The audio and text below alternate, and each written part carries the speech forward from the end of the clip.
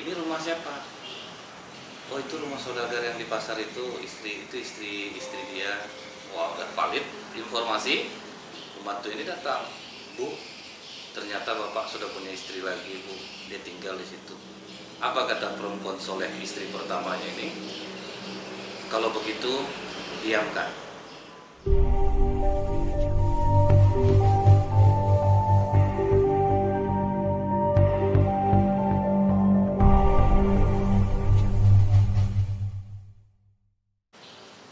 A'udzubillahiminasyaitonirrajim. Bismillahirrahmanirrahim.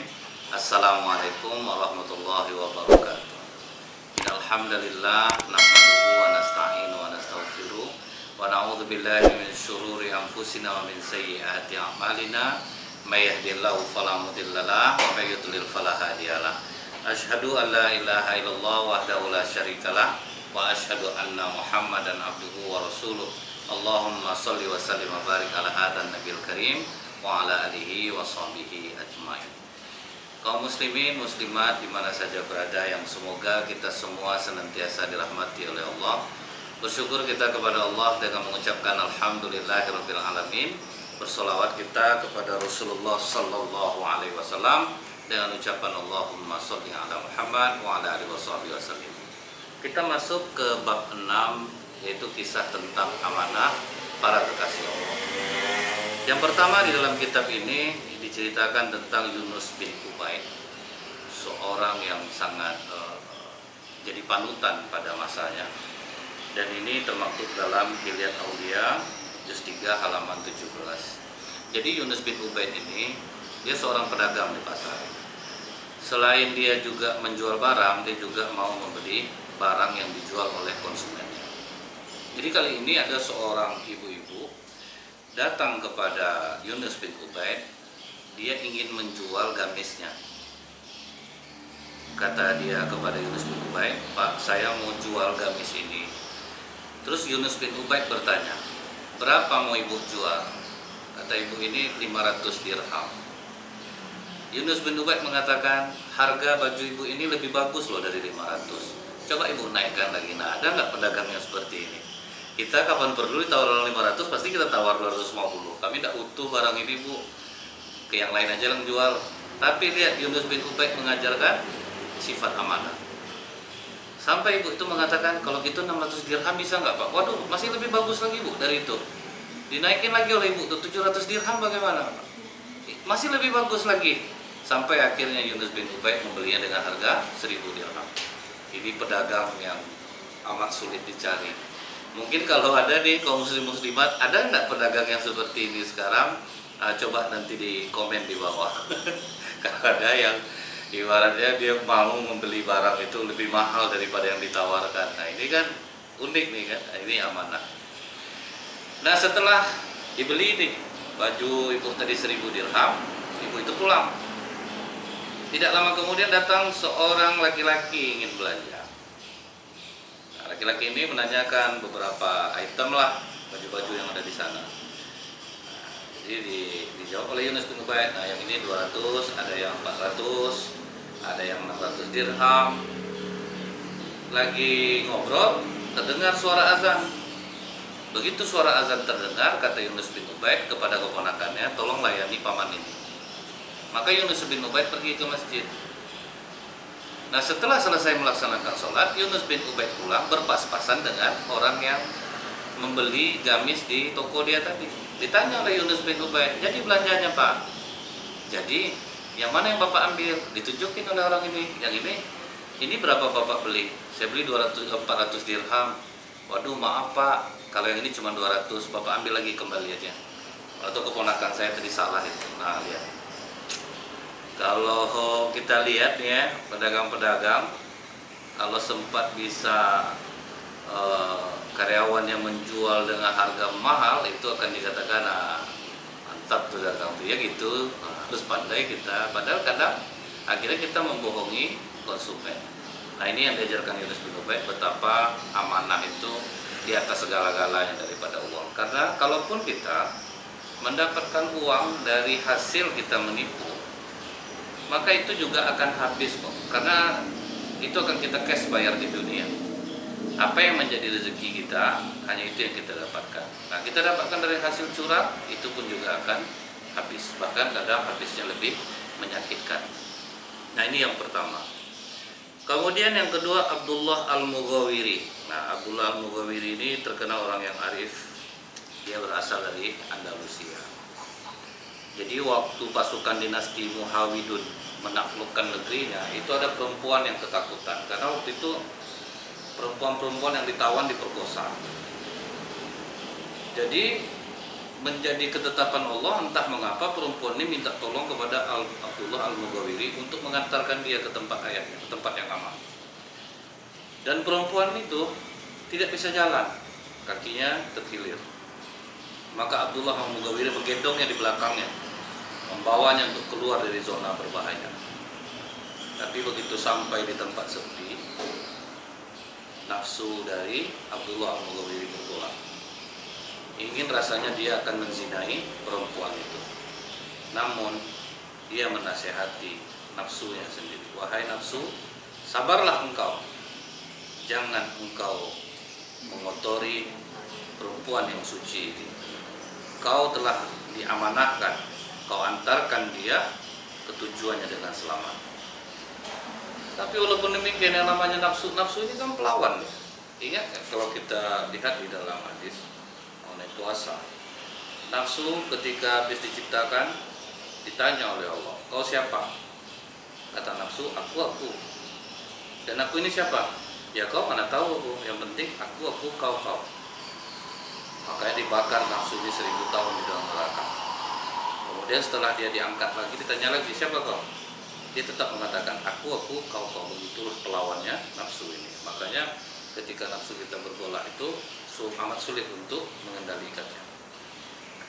Sehingga akhirnya nafsu ini dimasukkan ke dalam neraka lapar oleh Allah. Nah, begitu dimasukkan ke dalam neraka lapar, baru tuh nafsu berubah, engkau Allah, aku adalah hamba-Mu. Jadi jangan dibikin kenyang nafsu. Nah, begitu juga mau setaat apapun orang, kalau udah urusan nafsu itu bergejolak susah. Nah, akhirnya awalnya Abdullah Al-Mughawiri ini berhasil mengatasi nafsunya. Tapi semakin dia tahan, semakin bergejolak nafsunya. Hingga Maha bicara dalam kitab ini, dia apit kemaluannya dengan batu sampai luka. Kemudian dia katakan, bersabarlah engkau dari neraka. Jangan engkau gara-gara mengejar kenikmatan, engkau akan menghancurkan diri. Nah, ternyata hal ini berhasil. Tapi ini janganlah dibuat, janganlah dikepitlah kemaluan ke batu lagi, luka nanti.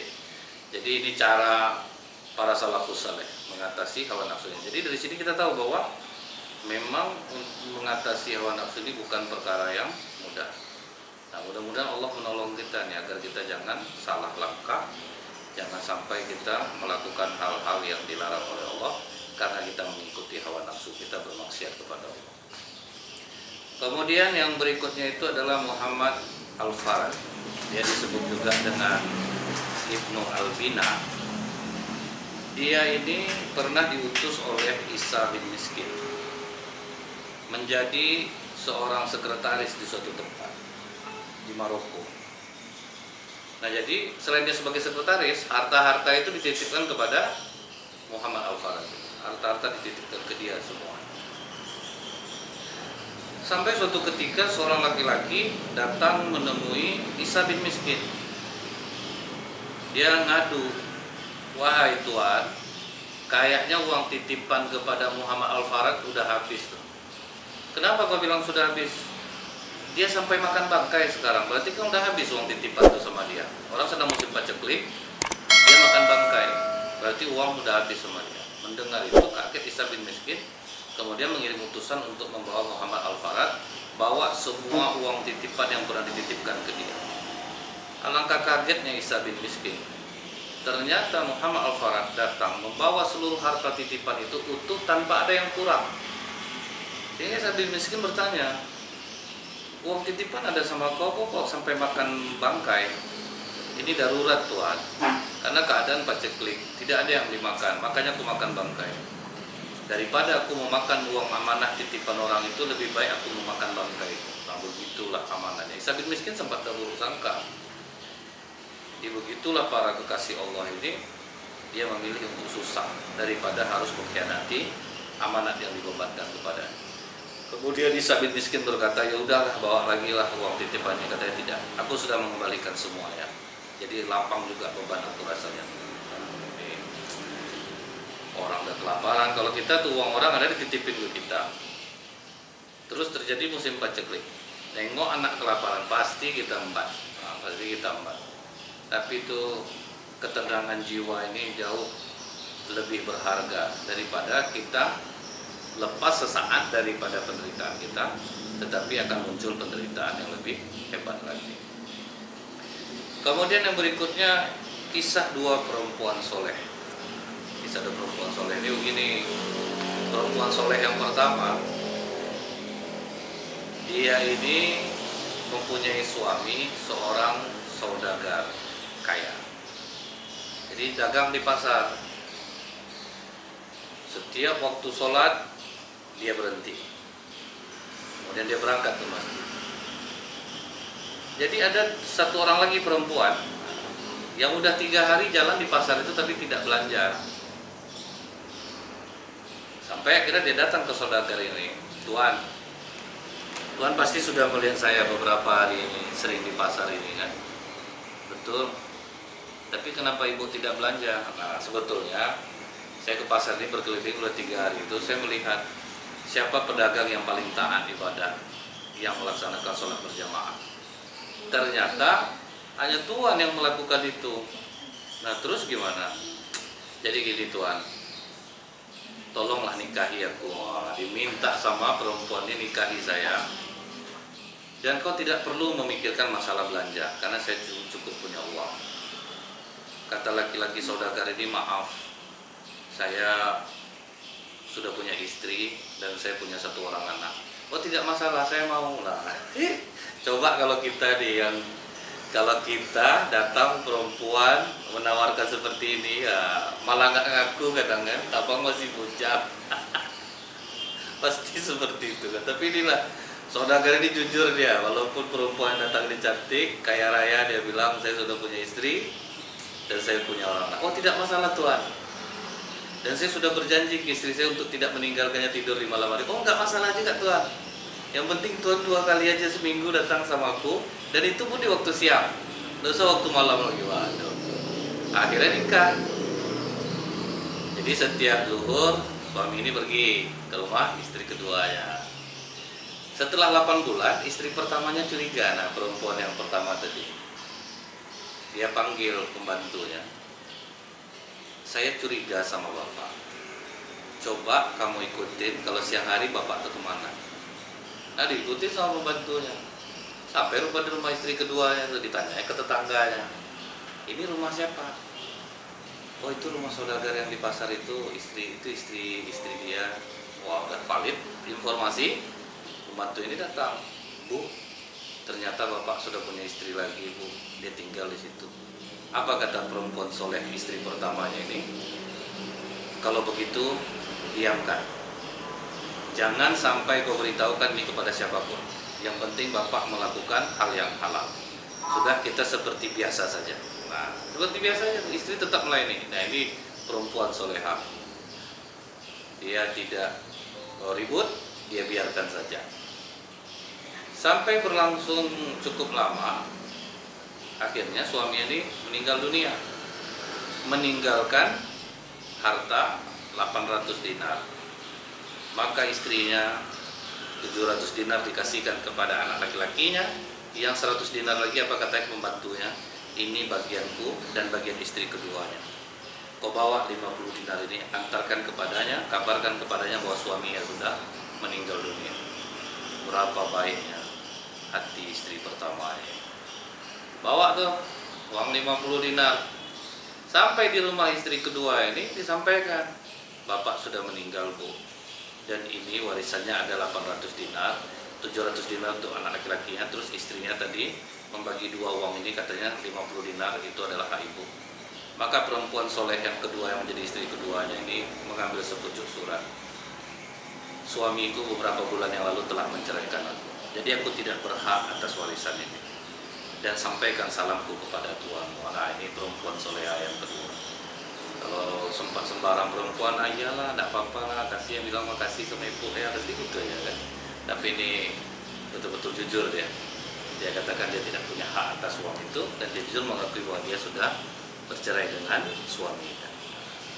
Ini luar biasa bagaimana seorang perempuan yang suaminya menikah lagi, tapi justru dia diamkan saja.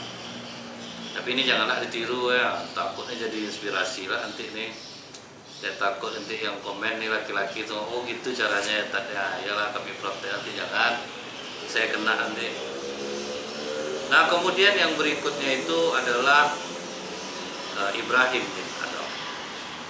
Ibrahim bin Adam ini dia disuruh jaga kebun. Kebun ini tidak pernah dia bedakan yang mana delima yang manis, yang mana delima yang asam. Dikarenakan dia cuma ditugaskan untuk jaga kebun. Nah, itulah saking amanah dia tidak tahu yang mana yang manis, yang mana yang asam. Nah waktu dia lagi di kebun, ada seorang penguasa lewat. Penguasa lewat ini mengatakan, berikan saya delima yang manis. Dijawab oleh Ibrahim, maaf Tuan, saya tidak dibolehkan karena saya hanya ditugaskan untuk menjaga kebun ini. Saya tidak berani mengambil delimanya. Maka penguasa itu langsung mencambuk kepala Ibrahim bin Adam. Namun apa kata Ibrahim? Silahkan pukul saja Tuan, asal jangan kau menyuruhku untuk mengambil delima di kebun ini, karena itu bukan hakku, karena aku hanya diperintahkan untuk menjaga kebun ini. Nah, itu luar biasanya bagaimana amanah betul-betul dijaga biar dia tersiksa. Kalau menurut kita tuh apa pula lah salahnya, ambil aja lah satu buahnya, kan nggak ada jadi masalah. Tetapi inilah yang diajarkan Rasulullah kepada para sahabat dan turun-temurun, sehingga mereka menjadi generasi-generasi yang berhati terang, yang mereka tidak menjadikan dunia sebagai tujuan mereka. Karena kalau kita sadar, hidup di dunia paling berapa tahun lah, 60-70 tahun. Sementara orang yang dikubur yang ratusan tahun yang lalu masih dikubur juga. Ya kalau selamat, kalau yang tersiksa tentu sampai hari ini belum berhenti siksaan. Nah, jadi ini patut kita contoh orang-orang yang amanah, dia akan mendapatkan tempat yang baik di sisi Allah ataupun di hati manusia. Dia akan sangat-sangat dipercaya. Kemudian nih yang terakhir dalam bab ini adalah kisah Abu Ghiyad al-Makki. Nah, Abu Ghiyad al-Makki juga disebut Abu Ghiyad al-Ansari. Ini sudah pernah saya sampaikan di dalam kajian yang lain. Cuma dalam kitab ini Abu Ghiyad al-Makki tersebut lagi ini dia. Ini diceritakan oleh seorang mufassir dan ahli fikih, Ibnu Jarir at-Tabari. Nah, jadi pernah ada orang Iran yang waktu dia berhaji, dia kehilangan uang 1000 dinar. Jadi laki-laki Iran ini mengumumkan, wahai para jamaah haji, siapa yang menemukan uangku 1000 dinar, tolong kembalikan kepadaku. Aku berjanji akan aku doakan di setiap selesai sholat, supaya dia diampuni oleh Allah dosa-dosanya dan diberikan pahala yang berlipat ganda. Sementara waktu itu keadaan Mekah paceklik, orang sedang hidup susah. Diumumkan berkali-kali. Nah, ada orang tua bernama Abu Ghiyad al-Makki. Apa kata Abu Ghiyad al-Makki ini? Wahai anak muda, keadaan orang di Mekah ini sekarang sedang susah. Untuk makan aja payah. Sementara uang kau hilang 1000 dinar, dan kau hanya akan memberikan orang doa. Ini rasanya sangat sulit anak muda. Mana tahu uang kau itu ditemukan oleh orang tua yang taat beribadah, yang menjaga dirinya dari makanan yang haram. Berpahala kau kalau membantu dia. Saya tidak berani ngasih Pak, kata pemuda Iran ini. Karena itu wasiat dari ayah saya, jadi saya pun tidak mau sembarangan. Ya paling tidak kasihlah 10% dari uang yang hilang itu. Maaf Pak, saya tidak berani. Abu Ghiyad al-Makki berjalan pulang, dan Abdullah bin Umar mengikuti dari belakang. Dia yakin pasti bapaknya yang menemukan uang dari pemuda itu. Ternyata apa yang diduga Abdullah bin Umar benar. Begitu sampai di rumahnya, karena tidak ada suara kendaraan, dia pas memanggil istri itu terdengar oleh Abdullah bin Umar. Wahai Lubabah, kemarilah sebentar. Keluar istri. Ada apa suamiku? Aku tadi bertemu dengan orang yang uangnya kusimpan di belakang rumahnya dalam tanah. Sudah aku coba tadi meminta, tapi dia tidak memberikan. Katanya kalau siapa yang mengembalikan akan dikasihnya doa. Jadi bagaimana menurut pendapatmu istri? Nah, kata istrinya ini, wahai Abu Giyad, sudah 30 tahun kita menikah, tidak pernah kita hidup senang. Kau udah tua, umur sudah 80 tahun, belum pernah kita hidup senang. Kau hanya bekerja, membantu gembala orang, dan tidak ada pekerjaan lain. Anak kita di rumah ini ada 4 orang. Kemudian ada lagi saudara kita, ada lagi mertua lagi di rumah ini. Sementara rumah kita ini sangat kecil. Anggap aja lah itu rezeki dari Allah. Ambil aja duitnya tuh, bangun rumah yang bagus, berikan kami makan yang layak, kemudian buat usaha.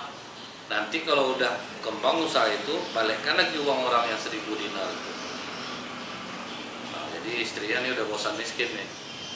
Maka apa kata Abu Giyad Al-Ansori atau Abu Giyad Al-Makki ini dengan tegas? Maaf loh Bapak, 80 tahun umur aku, satu yang membuat aku bangga, aku belum pernah memberi kalian makan yang haram. Dan sangat bersyukur aku di usia udah tua seperti ini, tapi aku masih kuat bekerja dan tidak pernah sakit. Itu rezeki yang teramat besar dari Allah.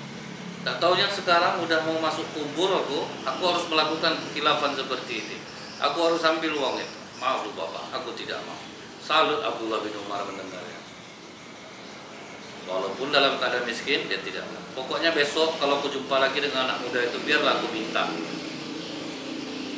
Ternyata keesokan harinya masih anak muda itu dia mengumumkan, tolonglah para jamaah haji, orang-orang Mekah yang menemukan uang saya, tolong dikembalikan. Saya janji pasti saya doakan. Maka kata Abu Giyad, anak muda, dari kemarin lagi, masa kau tidak mau ngasih sedikit uang saja? Bisa jadi yang menemukan uang itu orang tua loh, orang yang menjaga dirinya dari makanan yang haram. Berpahala kau bantu dia. Tidak bisa kau ngasih 10%, berapa kau mau ngasih? Sampai begitu Abu Giyad Al-Ansori ini. Kata anak muda itu, maaf Pak, saya tidak berani, karena itu amanah, uang itu amanah dari ayah saya, dan itu diwasiatkan kepada saya untuk diberikan kepada orang yang pantas. Jadi saya tidak berani sembarangan Pak. Karena dia tidak mau juga, akhirnya Abu Giyad Al-Ansori memegang tangan pemuda itu. Aku yang menemukan uangmu, dan kau janji akan mendoakan, tolong doakan kepada Allah agar Allah mengampuni dosaku karena telah mendiamkan uangmu di rumahku. Silakan ayo ikut ke rumahku, ambil uangmu. Dibawa ke rumah.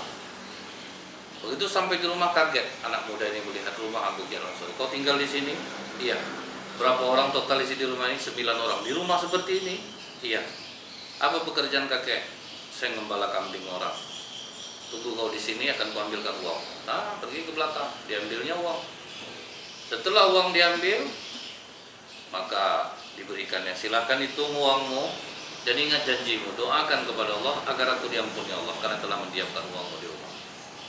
Setelah dihitung ternyata benar, maka kata pemuda ini, maksud aku diwasiatkan ayahku itu supaya aku tidak sembarangan memberikannya. Karena ayahku meninggalkan uang 3.000 dinar, 2.000 dinar untukku, 1.000 dinar pesan ayahku itu berikan kepada orang yang pantas menerimanya. Tapi setelah melihat keadaan kakek, kayaknya kakek orang yang pantas untuk menerima uang. Maka karena amanah dan kejujuran Abu Giyad Al-Makki ini, maka uang 1.000 dinar itu diberikan kepada Abu Giyad Al-Makki. Nah, inilah mulianya orang-orang yang amanah. Suatu saat dia akan mendapatkan hidup yang layak. Walaupun tidak di dunia, dia akan diberikan ketenangan di dunia dan akan nanti diberikan balasannya di akhirat. Inilah kajian kita di bab yang ke-6 ini. Insya Allah akan kita sambung kembali. Subhanakallahumma bihamdika Asyhadu an la ilaha illa anta astaghfiruka wa atubu ilaik. Assalamualaikum warahmatullahi wabarakatuh.